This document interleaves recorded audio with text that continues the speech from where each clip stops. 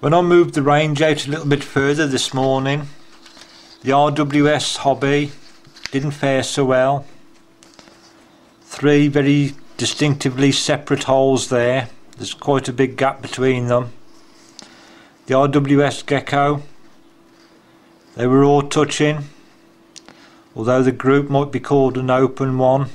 Bit of space there used up. At least they're touching compared to the hobby. I also tried some RWS Superdome and they gave a similar result to the gecko.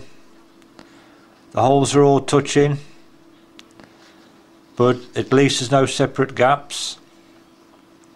And for the Super Mag by RWS, again a similar thing, all the pellet holes are touching.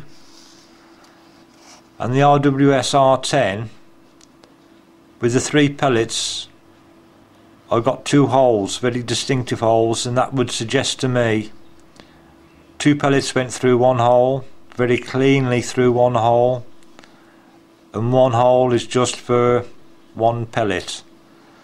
So although there's a small gap there, I think the results from that is quite good. So the disappointment at the moment for me, for all these target pellets, it's got to be the hobby.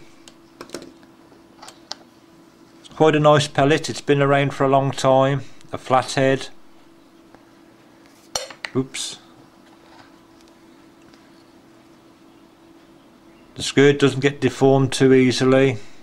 I've had no trouble with that. Bit of an old-fashioned design now with the ribbing on the skirt, but it's been around long enough, and I found it accurate in most of my rifles, but it just doesn't seem to work in this particular one.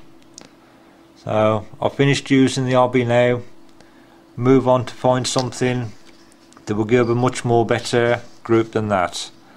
See if I can improve on that, or as I increase the distance, I just hope that the groups don't open up too much. But we'll see what happens.